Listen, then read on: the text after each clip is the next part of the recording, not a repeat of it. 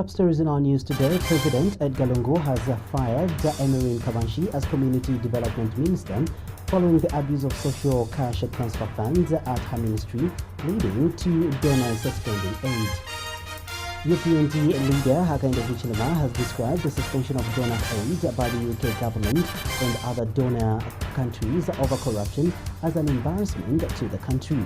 And Finance Minister Margaret Mwanakatwe says no public assets have been provided as collateral for the Chinese lines. Now the news in detail. President Edgar Chagwa Lungu has with immediate effect fired Emery Kabanshi as Community Development and Social Welfare Minister. This follows the suspension of aid by the UK government and other donor countries, citing the abuse of funds meant for the social cash transfer scheme, which was being administered by the Ministry of Community Development to benefit the vulnerable people. President Lungu has since appointed a Patriotic Front and Nyumba Member of Parliament, Olipa Mwanza-Piri, as the new Community Development and Social Welfare Minister. Speaking during the swearing-in ceremony for Ms. Mwanza and new ZAF Commander Lieutenant General David Muma at the State House, President Edgar Lungu has called on the new Community Development Minister and ZAF Commander to work extremely hard and not wait for problems to erupt. President Lungu has advised them not to hesitate to engage him on any shortcomings they may face as they carry out their official duties. He has also encouraged them to work as a team to bring prosperity to the people of Zambia. He says some people forget that he is the appointing authority and can substitute any official appointed by him at any time. President Lungu has since promoted General Muma from Major General to Lieutenant General. General Muma replaces Lieutenant General Eric Chimese, who was fired. And also show that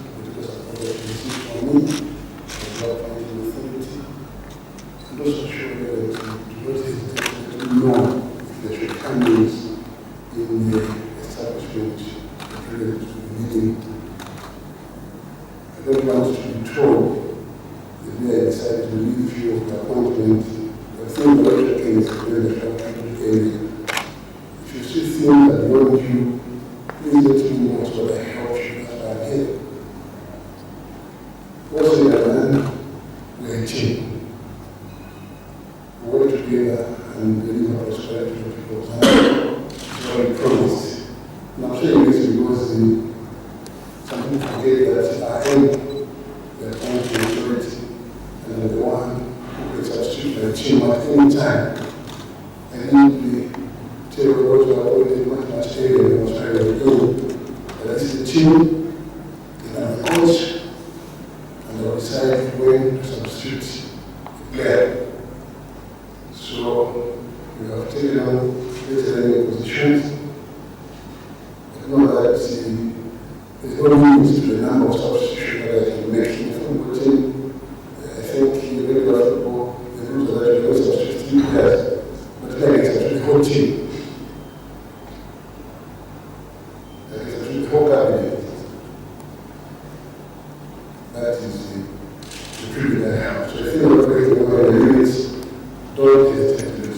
Don't do it until we're flooded with problems. So, collaboration we have. And speaking to journalists after being sworn in, the new ZAF commander thanked President Edgar Lungu for the appointment and pledged to work with the government of the day. And new Community Development Minister Olipa Piri says she will strive to follow the regulations of the Constitution of Zambia and run the ministry in line with the ministry's regulations. Meanwhile, President Edgar Lungu has ordered for the immediate cleanup of the Ministries of Community Development and Social Welfare and Transport and Communications, particularly ZAMPOST.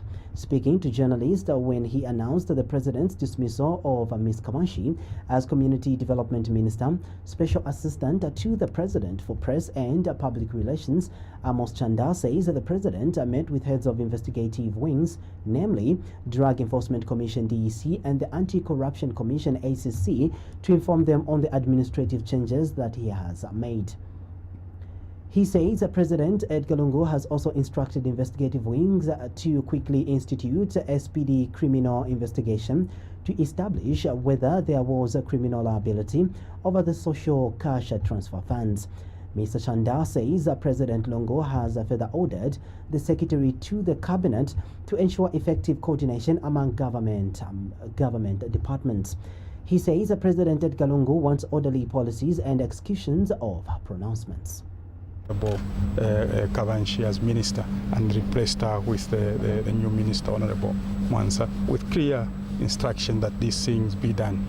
Further to that, he continues to instruct and advise the Secretary to the Cabinet that the remaining proceedings, the remaining procedures regarding the inquiry that he ordered 4 months ago be completed. And as he said in his statement yesterday, he wants these reports within a week so that this matter can be brought to a conclusion.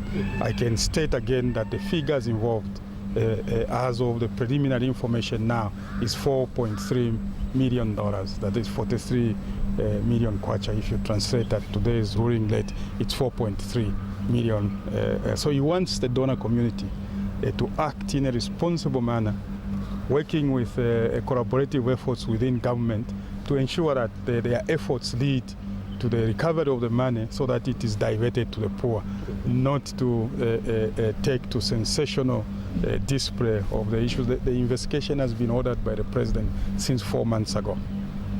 And the outcome of some of the things that you are seeing in the newspapers is as a result of the inquiry that the President ordered. You may ask, why has it taken long? The President cannot begin to act in a manner that he alerts potential suspects. But because the matter is in the public domain, we can confirm clearly again that the inquiry was ordered 4 months ago.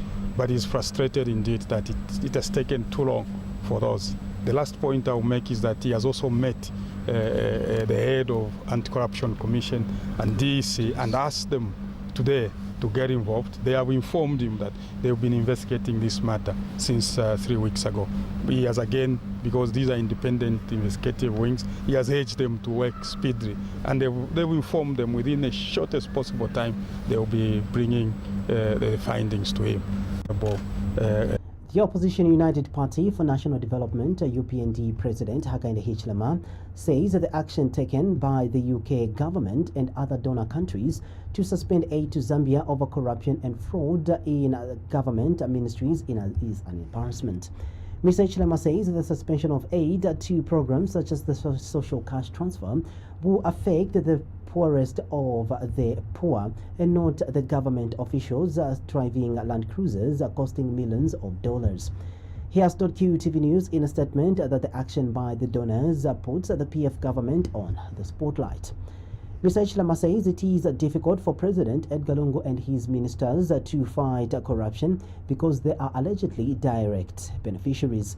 He states that what is more heartbreaking is the plunder of donor money meant for the old, women and children who have no other means of survival.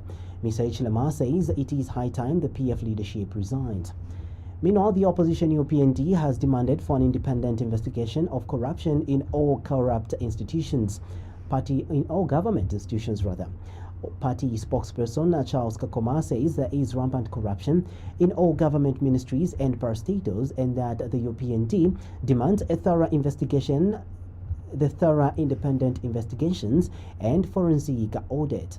He says that the statement issued by presidential spokesperson Amos Chanda simply confirms what the UPND has been saying all along, that there is massive corruption in the administration of the social cash transfer scheme.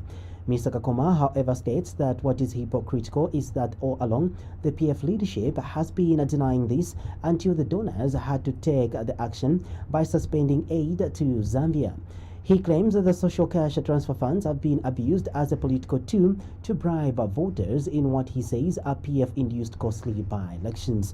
Mr. Kakoma says that the UPND is also aware of the abuse of funds in the Ministry of General Education under the school feeding program, and the abuse of other funds in the Ministry of Health in the procurement of funds, especially the procurement of drugs, especially the essential ones such as the ARVs. Finance Minister Margaret Mwanakatwe has reiterated that no collateral in the form of public assets has been provided for borrowing and none of the sovereign guarantees has been called upon by the creditors. Delivering a ministerial statement in Parliament on the country's debt situation, Mrs. Mwanakatwe says the takeover of any asset by another government is neither practical nor feasible. Mrs. Mwanakatwe adds that there has never been any discussion related to debt asset swap between the Zambian government and any of the creditors, China inclusive. She says government has not defaulted on any of its external commitments to the Chinese or any other lenders and does not intend to do so.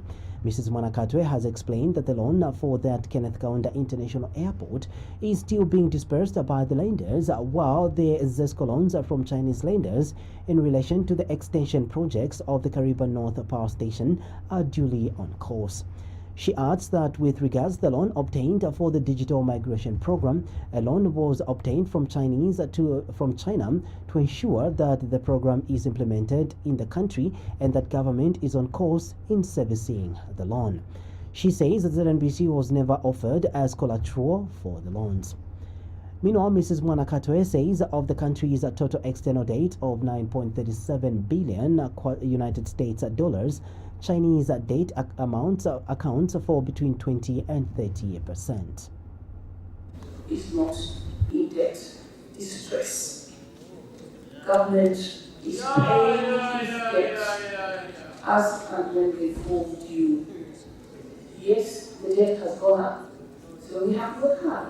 All of us, we have to work hard. We have to increase the revenue base to ensure that we can satisfy the demand of our people. This is a big country with a lot of needs, whether it's a school, a road, a clinic, a hospital. Every one of you is demanding these things from the Treasury. So we have to keep growing this economy so that we can meet the increased demand. So debt distress, no. Pressure from the citizenry, from members of parliament to spend more in their constituencies, all of us, is a lot. So I have to ensure that the revenue base is growing by growing the economy. So distress, Mr. Speaker, we are meeting our debts as and when the obligations fall through. Because any Zambian peddling lies about Zambia should be ashamed.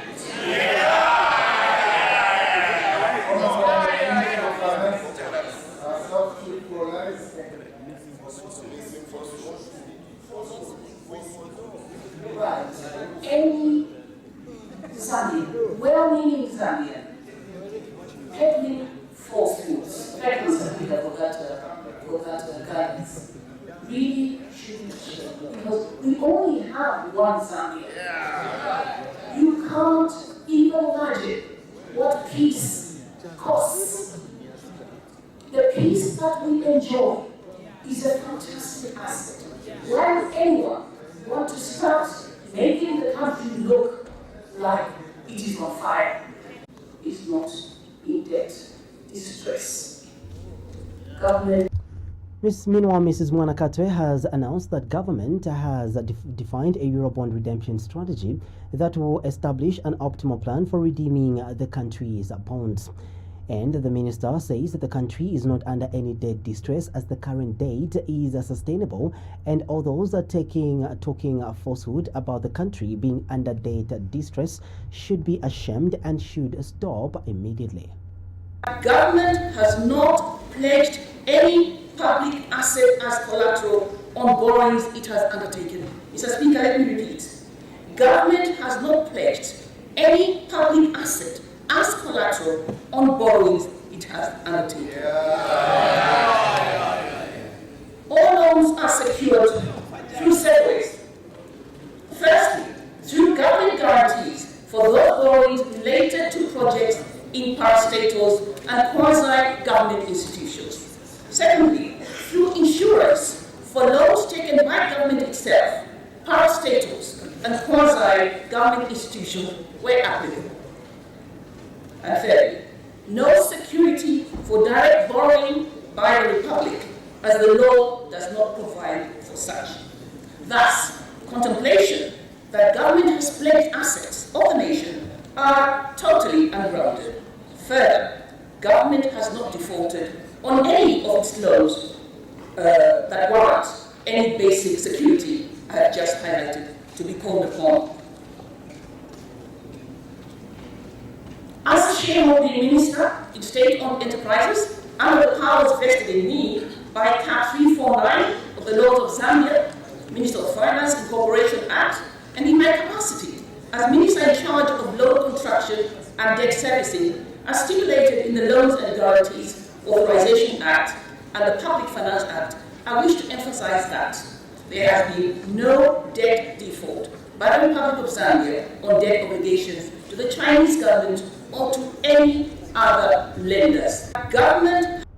Health Minister Dr. Chitalu Chilufya has called for a robust investment in health security systems as a means of attaining universal health coverage, UHC.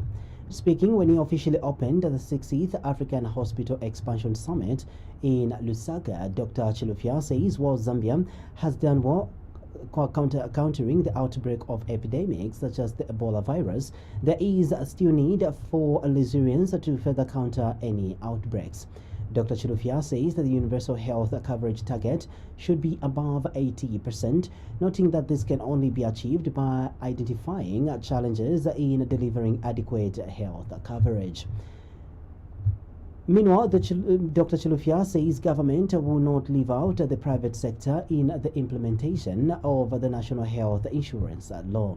He says government noted that a treasury-backed financing the health is not workable among anymore, hence embarking on partnerships with various stakeholders aimed at providing quality health care to citizens.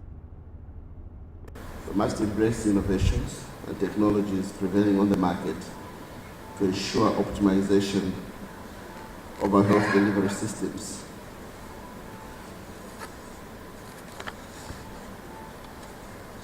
In Zambia, we are pursuing the National Development Agenda that we have dubbed the 7th National Development Plan. The party in government, led by His Excellency President Edgar Chagwa Lungu, has set an agenda, and we are pushing towards becoming a middle-income prosperous country by the year 2030. Our National Vision 2030 is broken down into 5-year development plans, and currently we are pursuing the 7th National Development Plan. We have agreed as government that the health of our people is priority. And Africa Health Care Fund Federation Chairperson Amit Thaka says there is need to adopt minimal health packages in the National Health Insurance Law if the poor are to benefit. Dr. Thaka has also emphasized that African governments should prioritize financing healthcare for the poor if universal health coverage is to be achieved. He has charged that financing for healthcare services using out-of-pocket finances has disadvantaged the poor, hence the need for government to ensure that health financing does not leave anyone outside. That is the game changer. That in itself is leadership right from the ministry and the president's office. If your money in the country is being used for those who already have, it is known as waste. That waste is equivalent to 40% inefficiency, ladies and gentlemen, of healthcare production in many of our countries. If we start with the poor, that means the Ministry of Health will use its tax dollars to look after the poor first. When you contribute from your employee salary, I hear in Zambia we've introduced 2% or going to soon. It should be making sure that those who are not covered first have access to healthcare. That, ladies and gentlemen, is the model of UHC for Africa. Let us not copy Bismarck of Germany or NHS of UK, because those countries have their own dynamics and their own GDPs. Zambia has so far produced 30 million kilograms of tobacco in the current marketing season, representing a 30% increase from the 23 million kilograms produced during the 2016-2017 marketing season. Agriculture Minister Michael Katambo says that the production volumes are expected to increase to 30.5 million kilograms by the close of the 2017-2018 marketing season. Mr. Katambo has, however, stated that despite the increase in the production of tobacco, the industry is still lagging behind in comparison with that of regional counterparts such as Malawi and Zimbabwe. He notes the need for more to be done to ensure that the performance of the industry is at par with the neighboring countries that produce tobacco. And the minister has urged all companies that are still withholding levies to quickly remit them to government through the Tobacco Board of Zambia in accordance with the law. He says government is aware that farmers have remitted tobacco levies to companies that have been buying tobacco, yet the companies have not remitted the levies to the government. Minister Katambo said this in a speech read on his behalf by Ministry of Agriculture, Director of Agriculture Alec Daka during the 2017-2018 Tobacco Marketing Review meeting in Lusaka. Despite an increase in production during the current season, the industry is still lagging behind in comparison with that of our regional counterparts such as Malawi and Zimbabwe, whose tobacco production is making significant contribution to their economies. In Zimbabwe, for instance, latest production figures stand at 251 million kilograms, contributing 37% to their gross domestic product, whereas Malawi recorded the production of 172 million kilograms, contributing 43% to the country's GDP during the same period. The production of tobacco for Zambia clearly has to improve for us to compete with the region on the international market. Therefore, this meeting presents an opportunity for us to plan on how we can increase tobacco production and productivity so that we compete favorably in the next season and beyond. Ladies and gentlemen, I urge all tobacco farmers in Zambia to practice good agriculture practices, ensure that borrowed funds are repaid for those that got loans, and you should adhere to child labor laws by avoiding use of underage children during production. And Tobacco Board of Zambia Chief Executive Officer James Kasongo has pledged the board's commitment to ensuring that it creates an enabling environment for all players in the industry as a way of seeing growth in the industry. I know that as we restructure the industry now, there are some of our colleagues who want to do everything possible to frustrate our efforts and that of government. I've mentioned this before and I'm mentioning it now. As Chief Executive, I'm not moved at all. We are better off. This year, for example, we are lucky by putting few things together and working with the farmers. Production has increased from 23 million to 30 million. But I'm ready and prepared, if this is what it means, to have 1 million kilograms of tobacco next year, as long as it's produced in an orderly, well-organized marketing system, and where all the stakeholders that are involved in the tobacco value chain get equitable profit, and they all go back home smiling. Because with that 1 million kilograms of tobacco in a stable environment, then we are assured of better investment going forward. So in this case, what I'm trying to emphasize, whether the merchants come or they don't come, it doesn't move me as Chief Executive. What I'm targeting now, working with the government, is to ensure that we have a conducive environment where all entrepreneurs that work in the marketing system of tobacco in this country, starting with the small-scale farmers, the commercial farmers, and everyone else, the merchants themselves and floor managers, operate in an environment that is stable, equitable, and the profits made by all actually is shared equitably to everyone. I know that as we restructure the industry.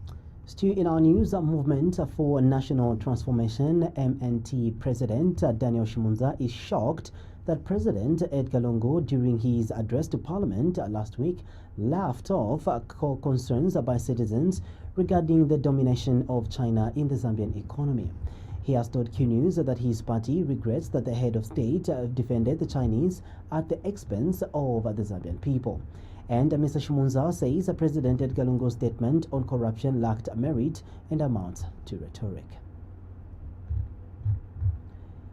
Policy Monitoring and Research Center PMRC says that the expected marginal increase in the 2019 national budget to 75.2 billion kwacha from 71.6 billion kwacha in 2018 is consistent with its expectations, as there is need to reduce on-budget deficit towards the social sector and dismantling arrears. In a statement on PMRC's budget expectations, Executive Director Bernadette Dekam says the center expects expenditure on goods and services to decline to below 1% in 2019 as austerity and fiscal consolidation measures aimed at reducing the administrative costs of running government take effect. Ms. Deka says that the PMRC expects the 2019 national budget to address how government will curtail further accumulation of debt and the operationalization of strategies for the sinking fund. She says the PMRC further expects government to allocate sufficient resources towards the dismantling of domestic arrears, which currently stand at 13.9 billion kwacha, and curb any further accumulation of arrears through the full rollout of the integrated financial management systems. She states that payment of arrears will ensure that there is enough liquidity for micro, small and medium-sized enterprises which form the backbone of the economy.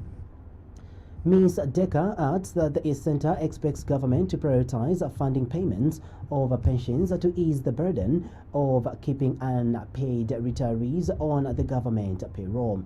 Ms. Deka says the PMRC encourages government to press on towards achieving growth, fiscal consolidation, and debt sustainability. Government has attributed the delay in completing the construction of toll stations to funding challenges. Housing and Infrastructure Development Minister Ronald Chitotela says this has subsequently delayed the commencement of tolling in line with government's plan. Speaking when he announced the commencement of road tolling on completed toll gates, Mr. Chitotela says he is optimistic that despite these challenges, government will move steadily towards achieving the target of 40 tolling points countrywide by the end of 2018.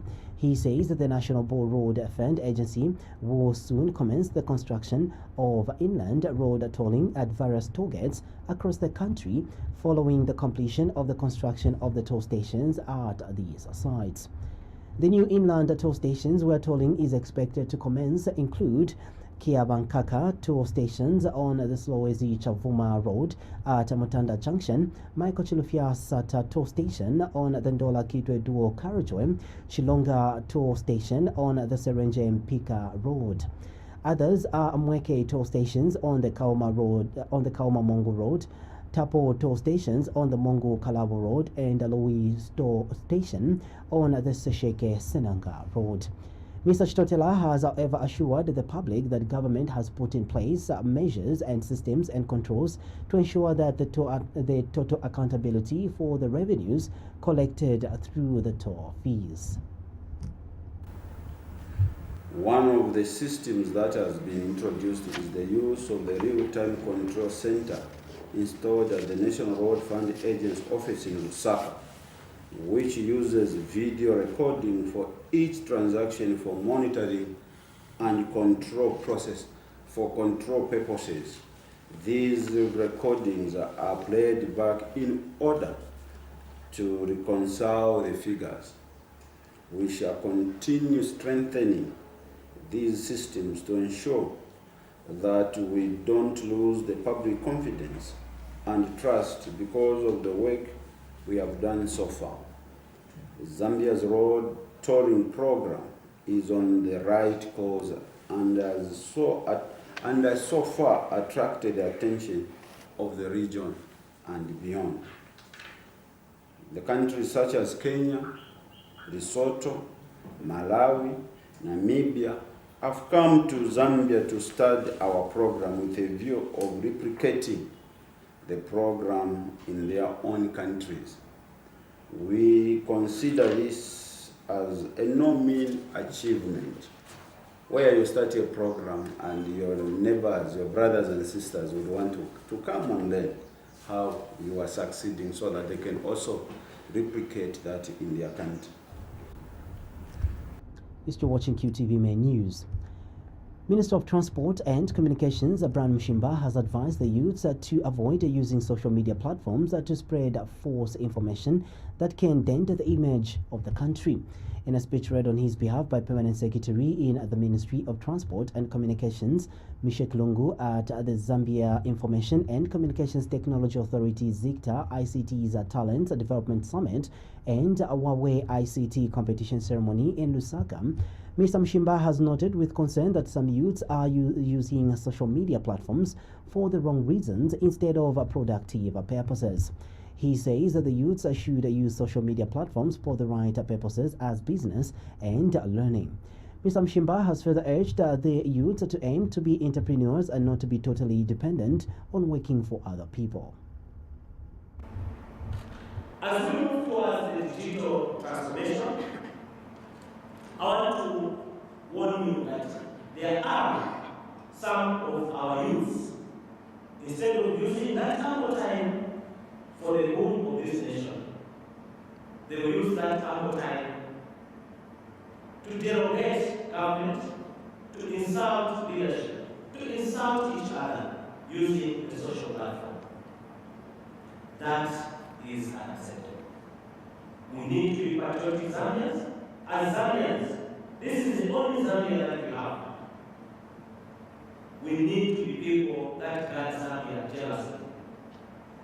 There are a lot of our youths that have enough time but do not want to utilize the time to be productive. Instead, you want to be negative, hence dent the image of your own country, your own selves. I want to encourage you to think differently. We have one Zambia, one nation.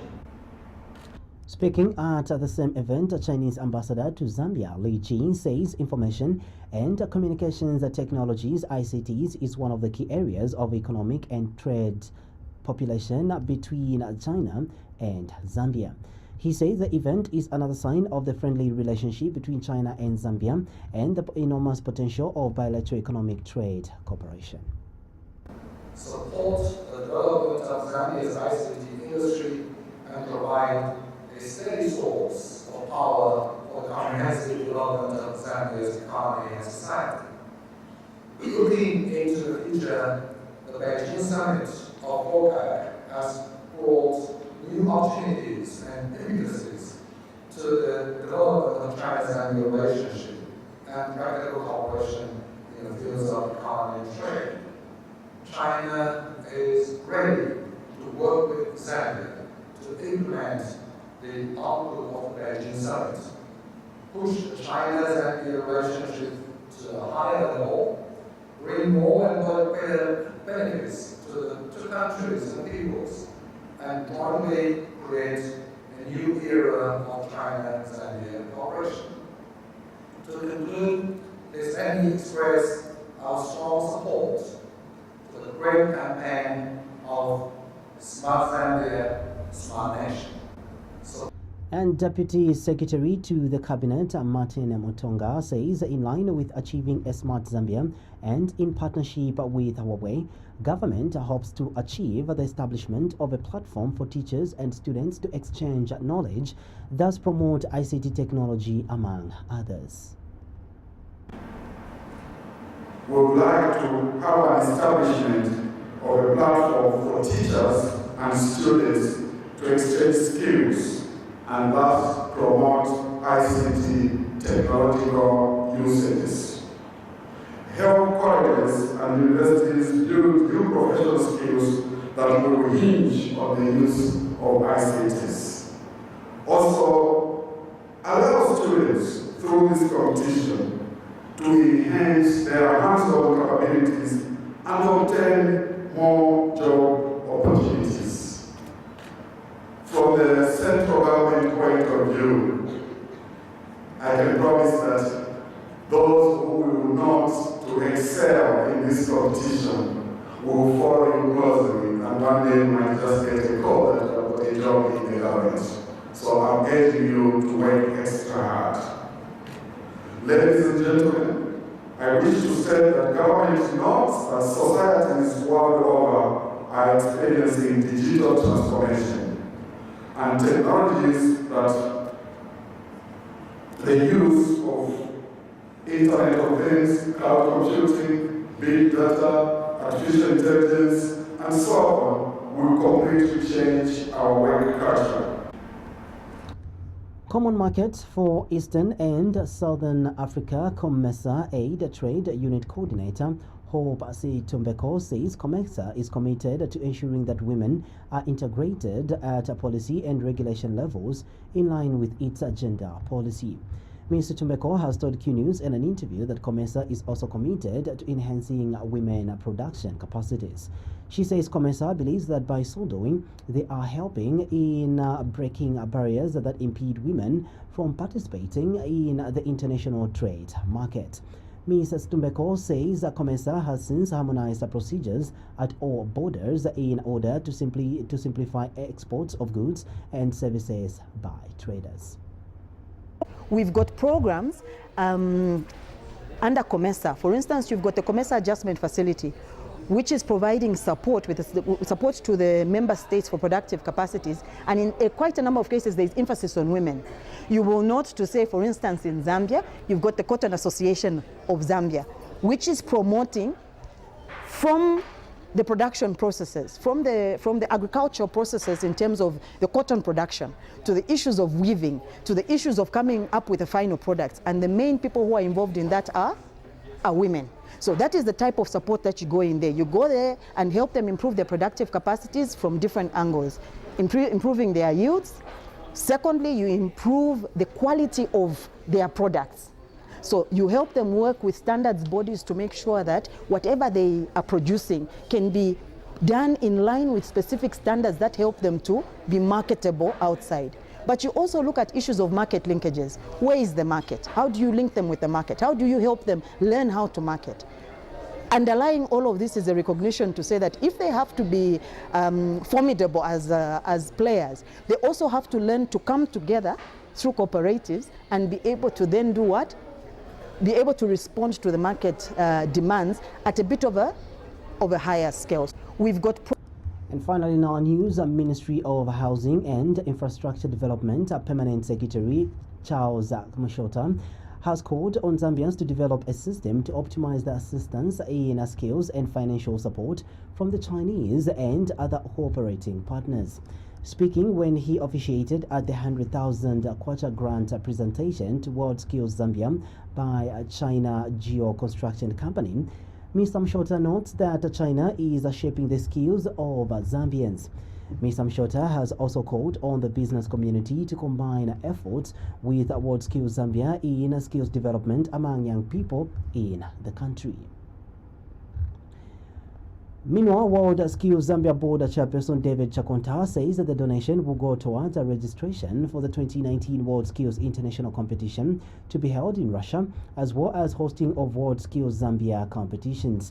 Mr. Chakonta says that the skills competition is important for the country as it encourages young people to improve their skills at competition. So this is the thing we want to do with all the other skills that are driving the economy, because right now we have a big gap between the ambitions of entrepreneurs like the owners of this lodge. You have these nice tiles, and you need very good skills to repair them or install them. But we don't have. So skills competition is trying to bridge this gap as quickly as possible, and by exposing as many young people as possible, as well as their trainers and their industry mentors, to high standards of skills in particular areas so that we can quickly close the gap. We will not have China Geo all the time to repair all the infrastructure that they will leave us. But unless we develop quickly the technicians and craftspersons to do the initial maintenance when the problems are not so complicated and grow with the infrastructure, then we will always be calling back and just pointing at each other that this is the white elephant. So this is World Skills International has a membership of 79 countries, and Zambia is among the 6 member countries in Africa. And on that item, we end the news. Thank you so much for your time. Enjoy watching QTV.